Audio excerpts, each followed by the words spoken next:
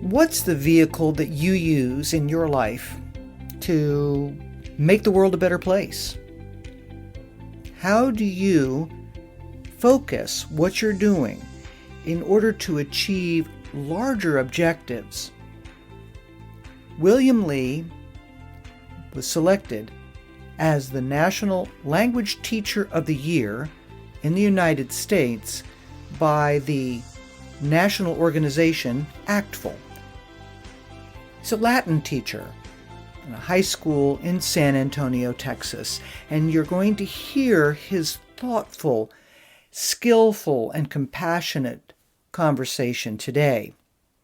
But what struck me, and what I would like you to ponder for yourself, is he uses his skills in language and the power of language and cultural understanding to help young people to understand that they live in a world of human beings and we all need to get along in order to survive and thrive together. He's very clear about that. He provides an excellent education, but with this larger purpose in mind, he's able to focus that preparation of young people for their lives. How about you? What do you use in your focus to create a world that's a better place? And how are language and culture a part of that in your life too? Enjoy this conversation with William Lee, ACTFL Teacher of the Year 2023. William Lee, it is a great pleasure to welcome you to the podcast today. Thank you so much. I'm happy to be here. Well, and I'm enjoying sitting in your room in Clark High School in San Antonio, in Northside ISD, because your walls are filled with plaques and trophies and ribbons. What are those for? And how does that explain why we're talking today? First of all, thank you for being here and trekking from Virginia all the way up to San Antonio, Texas. I'm glad that you made this road trip and you're able to hang out with me in my classroom and see me at my element. But the plaques and the ribbons that you see, the trophies around the room, these are the awards that the students have won by going to different competitions. That's one of the things I try to bring in because I want them to learn the language and the culture, but apply them beyond the classroom. And so with Latin, there's a whole world out there that allows them to showcase what they have learned both in and outside of the classroom. And it's a great way for the students to kind of be really proud of themselves being in our program and also to kind of showcase what they have learned in a different way. And so, yeah, I'm glad that you could get to see that. It's very impressive, and it's bound to be very motivating for students. And in some of the interviews that I have done with students while here at Clark, they talk about that sense of having an opportunity to do things themselves. Now, we've known each other for a long time, and at the very early part, that your energy and your skill in teaching Latin and in helping students to fall in love with Latin was evident. And so I'm enjoying coming back here on the specific celebration of you having been selected by ACTFL as the National Language Teacher of the Year for 2023.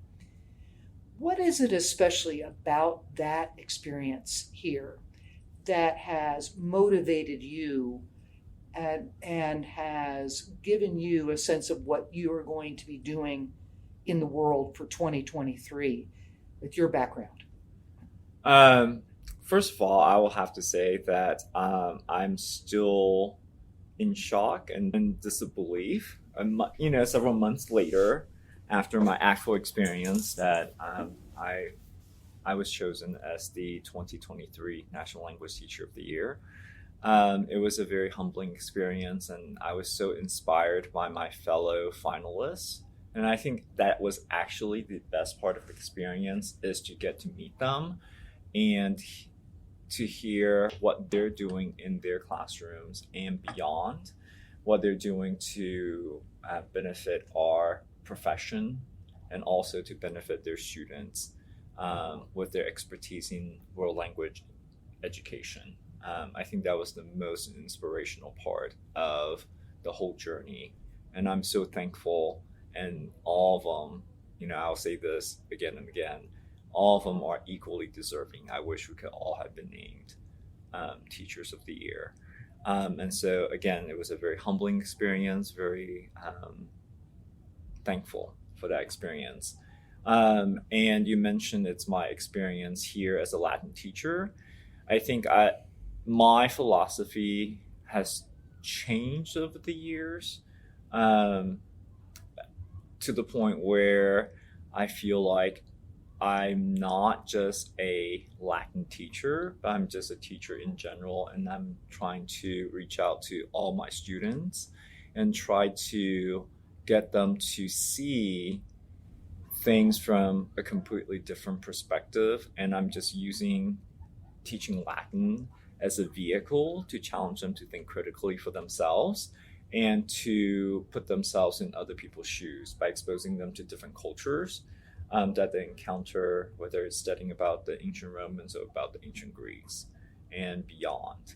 And that's been my goal the past couple of years, because I think that we're living in a world where there's currently a lack of empathy, and that's where I believe world language education comes in, because study has shown and proven that acquiring a second, a third, or fourth language can help you develop empathy and enhance your cognitive abilities.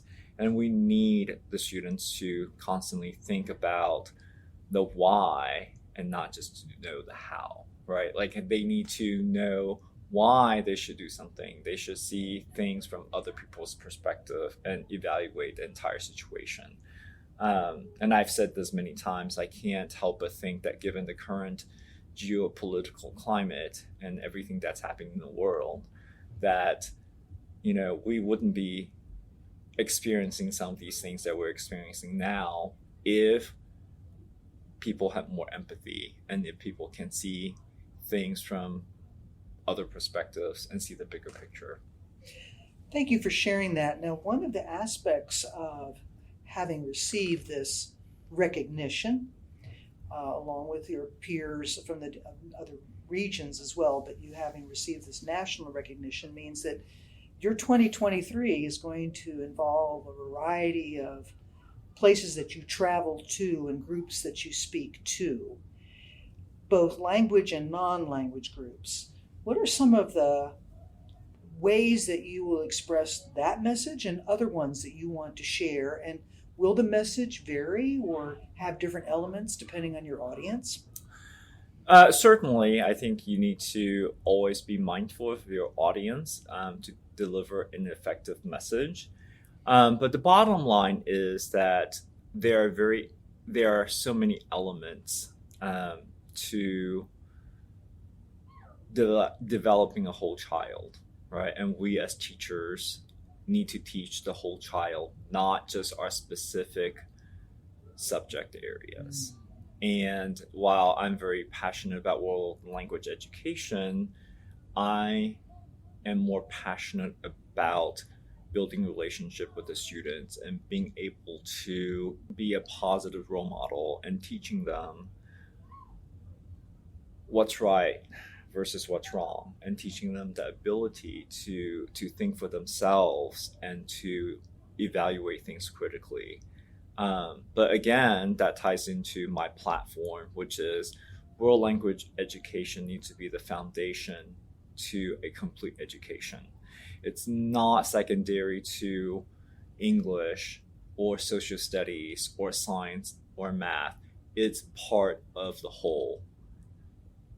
All the kids today they need world language education starting as early as possible so that they can see the world as it should be and not coming from a place of ethnocentrism. That's the big issue that we face right now in this country, is we're not a multilingual or plurilingual society. We're so ethnocentric right now that, a lot of people think we're the center of the universe, and we're not. I don't want people to continue this whole Murica is number one journey. I want people to realize that we're part of the whole and we're all in it together. We're all part of humanity and this entire world. And so there's so many different perspectives out there that they need to know and evaluate and appreciate and respect. That's the bottom line. When you are using Latin, world language, as a vehicle for that, is it the very nature of learning language in its environment in which it was spoken, in this case the Roman world, that will accomplish that goal? Is it also that as an educator you need to point out what it is that this language and culture is doing for achieving some of these other goals? For sure.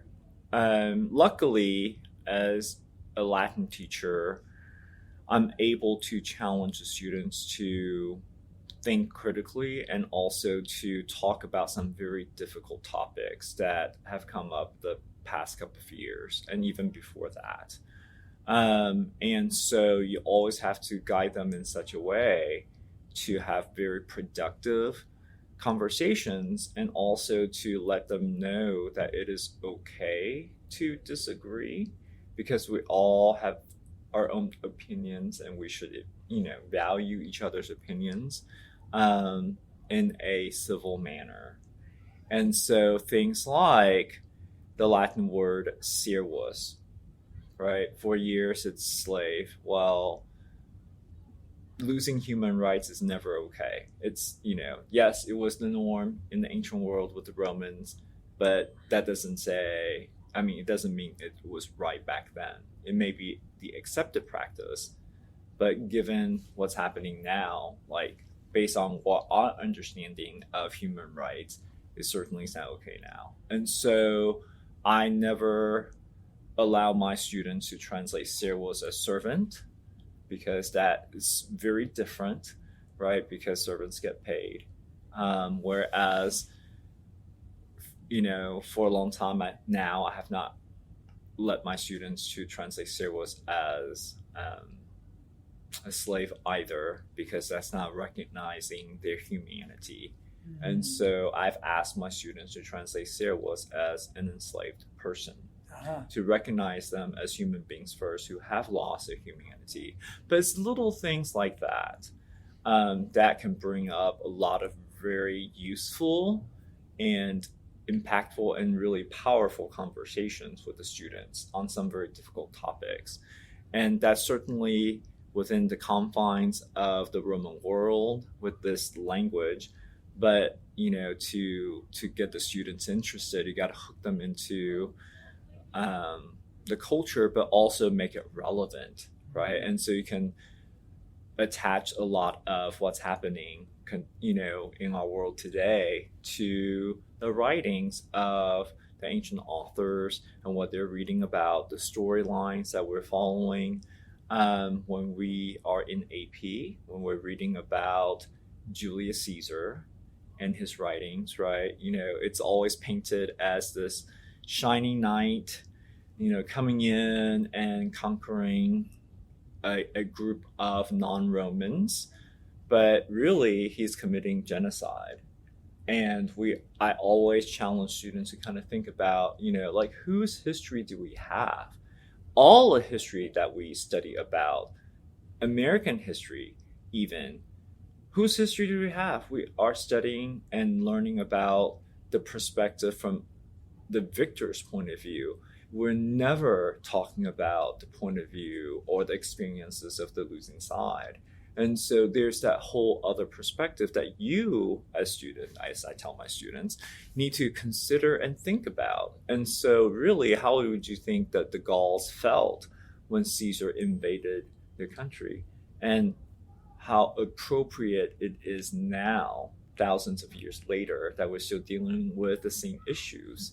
And, like we have to ask, hey, Ukrainians, how do you guys feel about the Russians coming into your country, and vice versa?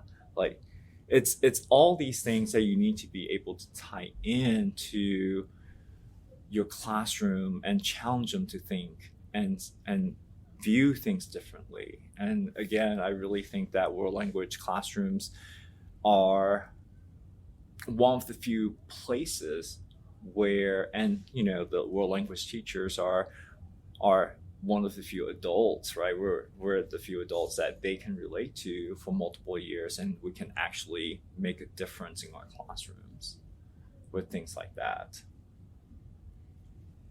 What is it in your personal background that led you to education, to Latin education, and to some of these perspectives that you have shared here? Well, so it's interesting because I don't think anyone would have thought as I was growing up that I'd become a Latin teacher. First of all, I'm not a native English speaker. I'm a non-native English speaker. I moved here to the States when I was 12 from Taiwan. And so my first language is actually Mandarin. And so having to learn English in a very short amount of time, obviously, it gives me a completely different perspective on things. And again, that goes to that, it's the buzzword right now, right? Perspective. And then having to take Latin, that also continued, that gave me another different perspective. And I really just fell in love with the language and the culture and the history and the benefits of Latin and how it helped me understand English a lot more, but also gave me an opportunity to have little bits and pieces, little insights into other world languages, other Romance languages like Spanish and Italian. And so that's kind of how my journey started. And I'm very thankful that I've had lots of great mentors throughout the years in different organizations who really encouraged me to, pursue the teaching aspect of Latin, because I started, with the competitions. I then started to be involved behind the scenes once I graduated from high school, and meeting some of these teachers, even though they're 20, 30 years older than I was just merely, a college student. But just getting to know them, they're also amazing. They're just amazing human beings. They're kind. They share their love for the kids, and I hear stories when I see them at events, and that just completely inspired me to follow my passion in becoming an educator. And so, it's been a circuitous route, but an interesting one for sure. Very interesting. Very interesting. What were some of the aspects of the people that you admired that you feel like you've especially incorporated in your own life and work? I think just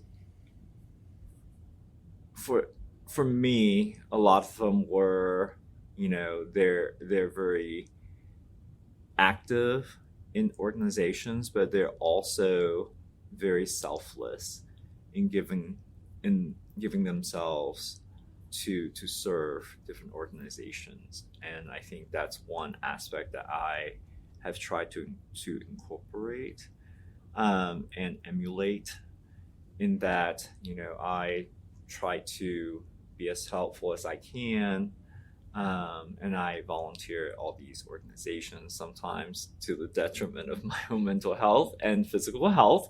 As you know, it's a lot of, it takes a lot of time, but ultimately they are also very kid-centered, because they do this for the kids, right? And that's why I do it for. It's for the kids. It's for the benefit of the kids. And I want them to have that same opportunity that I had, that I was given, to experience this world of Latin that's outside of the classroom, right? Like the benefits of studying Latin is not just in the classroom, but it could be outside of the classroom as well. Several of the students that I spoke with used more than once each community. I feel like I belong to a community. Speak a little bit about what you have discovered with regard to language and culture studies and the building of community.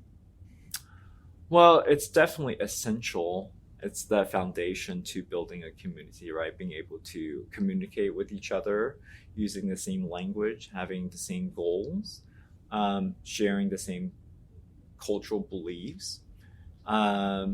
So being familiar with that language and that culture is so important in building specific communities.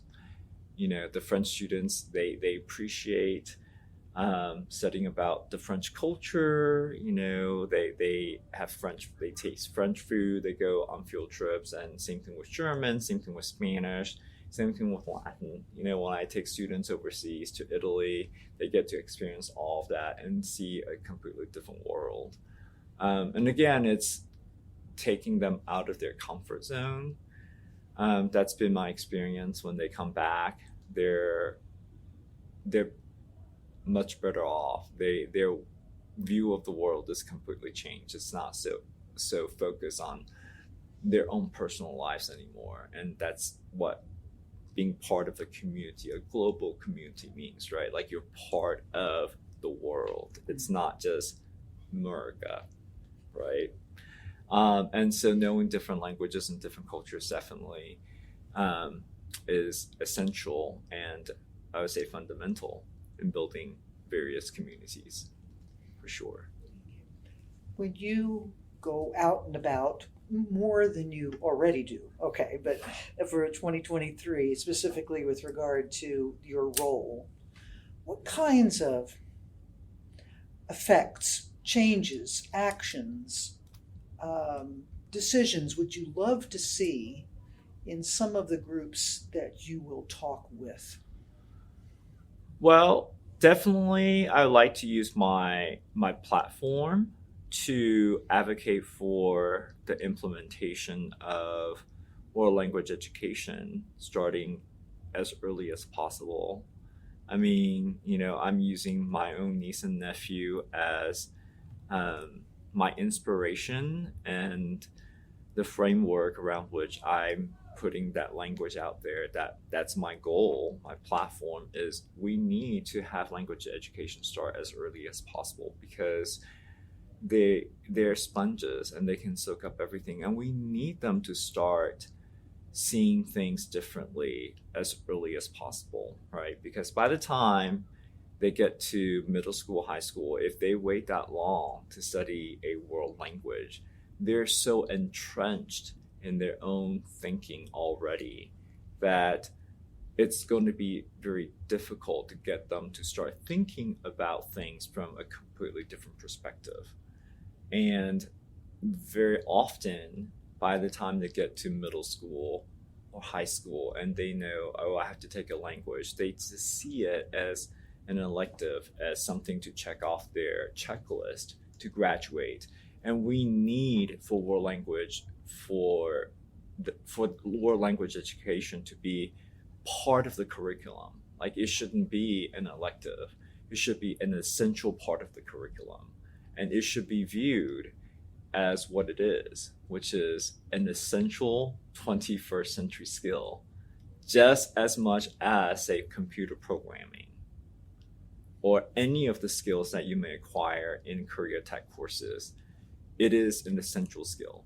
And in order for our children to become productive citizens in this global community, they need to have those skills.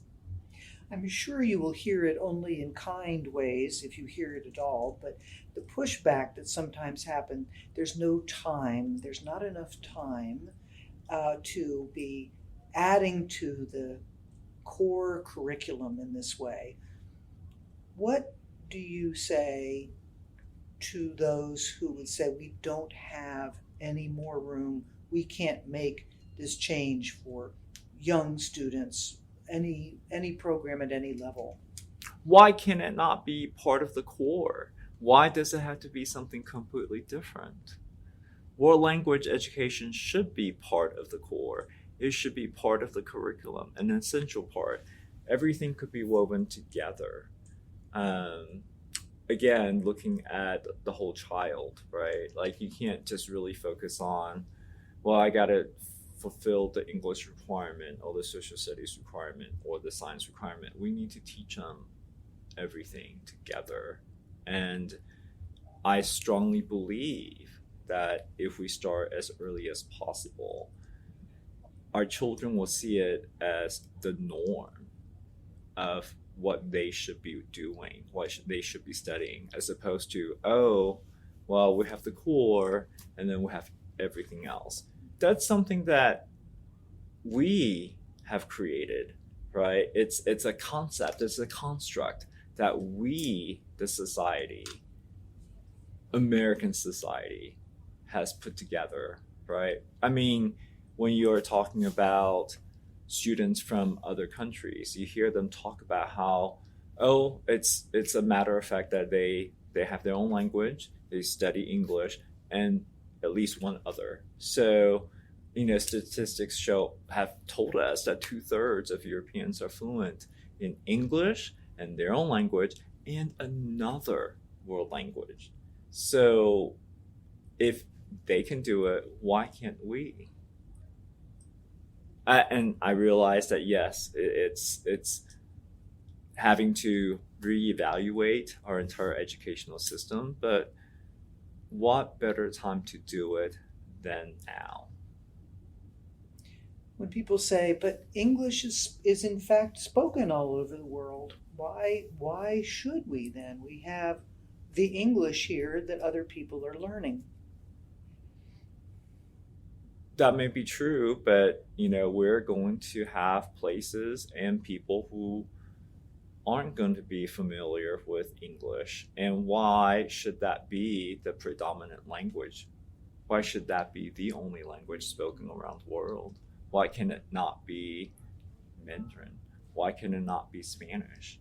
I mean, we're going to have more people, speaking Mandarin than English pretty soon, right? Yeah. And what made English the lingua franca for everybody? Latin once upon a time was a lingua franca. So why can that not be it for everybody? Right? But again, we need to move away from this idea of, English is the end all be all. It's the only language. It's not. There are so many more languages out there, so many different perspectives that we need to understand. And coming back to that perspective, that is such an important part of the message that you want to give out. In what ways has the pandemic affected? Maybe we just go to perspective. So many talk about the nature of how students were cut off from things, and you can address that, surely, whatever it is that you desire to share. In what ways has the pandemic potentially changed the way that you or the students are coming at learning specifically languages and the cultures in which they're spoken? That's an interesting question for sure. I think the pandemic provided us with an opportunity to change education that we didn't capitalize on, for sure. That's one thing, but also seeing my students coming out of pandemic, they're not okay. They're not And okay. they're not okay. None of us are. I think it's been very difficult. It's been very challenging.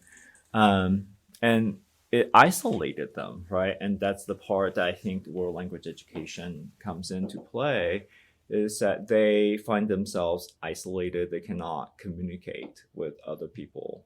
For a long time, during the pandemic, they're at home. They're staring at the screen. They're not hanging out with their friends. And I think all of us crave that human interaction. Again, it goes back to perspective, but also relationship, right? And so it changed my way of viewing things a little bit, because I now know I'm more aware of some of their daily struggles. I'm having to be more cognizant of their social emotional state and their daily struggles, and also I'm more mindful of what I say, because sometimes I may say things that I think it's okay, but looking back it's like that may have hurt someone's feelings without me knowing it. And so I always have to consider the words much more carefully. And I think as a language educator, that's one aspect of it that has made me a better person, I think. Just being more considerate. Mm-hmm. What advice for life, for working with young people, or working in the environments in which adults find themselves, what advice would you say a language teacher can help you to understand this well? Let me share this so that you have a more effective and full life in your own work and in your relationships with people. What's the wisdom that a language professional can bring? I think we do this whether we know it or not. But I think by exposing them to different languages and cultures, we're already putting them in a situation where they have to see things differently in a broader perspective. Again, going to that buzzword perspective. And that's the advice I guess I, as a language educator, will share. We have that opportunity to change the world by doing what we're doing every day with the students. And in order for humanity to survive, we need to make sure all these students in front of us are respected, and that their abilities are respected, their culture, their languages are respected. And, we need to uplift all of them. That's our job.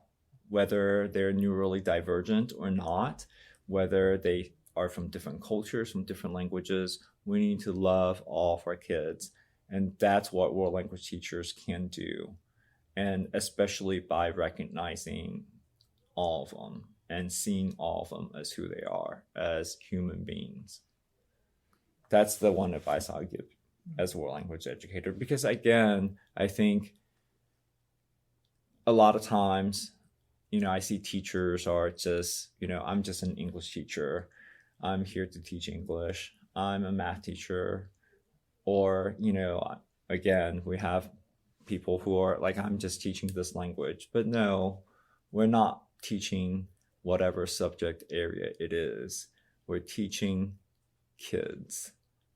And they need to come first. Their needs need to come first. Their entire being needs to come first. And that's what we should do, always.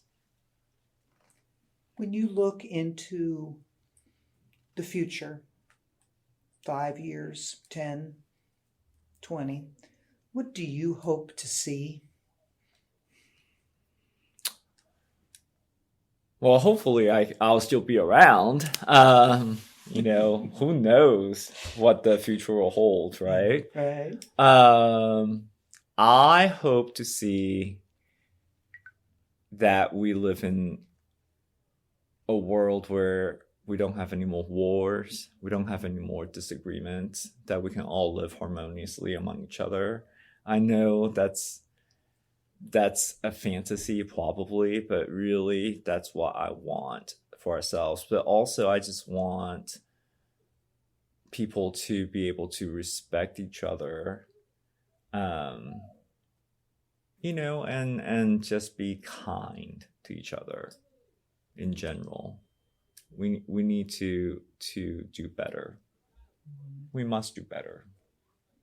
When you were at the National Convention and you were in the room with the 4 others that were part of the Regional Teacher of the Year that comes together for the national selection, you said it was just such a meaningful experience for you to be in that room. What are some of the things that you took away from that experience and that now has entered into who you are and what you're doing or what you're striving to do? What did you learn from those colleagues? Well, I learned that, we all have a lot in common, the 5 of us, which is even though we're world language educators, we care about the kids. And that's the bottom line, is we're here for the kids. And just seeing all of them and hearing about what they do within their school, how they build relationships with their students, how they work with the students in their classroom and outside of classroom. It's just so inspiring to me, so meaningful, and I can learn from them, and I have learned from them, and I appreciated that opportunity very much. That's great.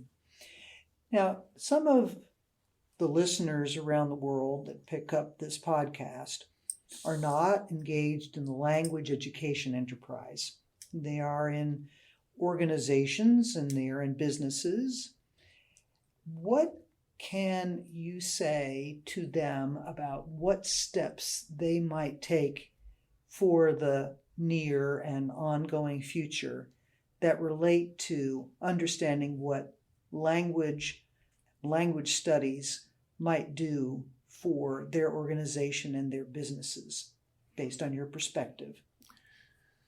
Well, it's interesting you asked that, because we were just talking about that the other day. But in order to do business internationally, you need to speak their language, right? But you also have to understand the culture and the little nuances of that language and culture, because it's all about building relationships. So yes, I know you can just get your phone out and type things in and have it be translated by Google or whatever app it is into that target language. Sure. But are you going to be able to understand the little jokes that people make?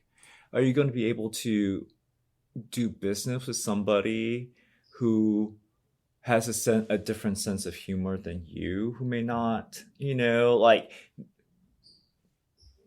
mean exactly what they say, and you're misunderstanding something, the little nuances here and there with languages, right? It's going to be hard if you are thinking that, I can just rely on Google Translate and this is it, right? We don't need world language education. And that's not true. You need to be familiar with the culture, with the language, and you need to be able to use those tools to help you build those relationships, especially in the business world, in my opinion.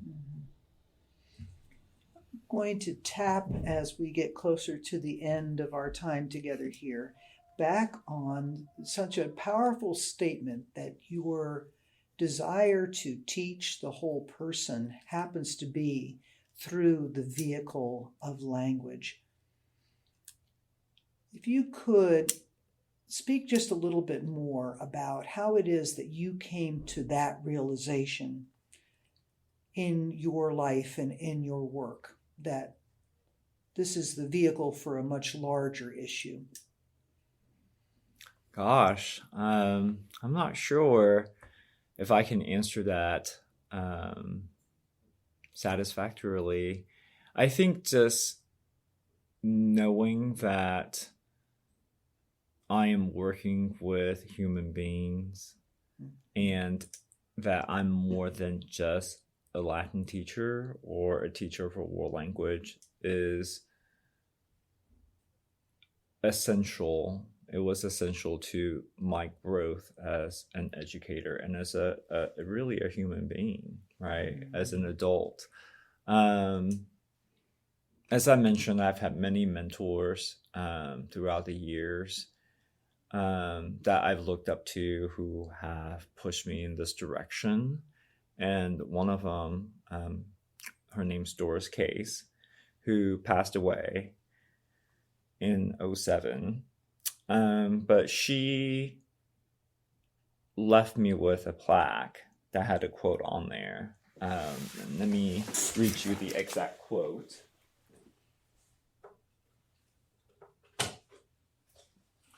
And I know I should have it memorized, but I have it in front of me. It's a quote by Jack Canfield. It says, "The teacher as a person is more important than the teacher as a technician. What he is has more effect than anything that he does." And so having that love, having that passion for working with the kids, that ultimately is what has made me happy with this career choice, with this calling. It's not about teaching Latin. It's about building relationships with the students. And that's what it's all about. It's building relationships. I mean, in what other profession can you honestly say that you're making a positive impact in someone's life other than education? And what a better opportunity, what a greater opportunity it is to use world language education and as a language teacher to kind of facilitate that, right? I mean, we're changing lives every day with what we do every day. And to me, there's no greater reward than that. Such beautifully said.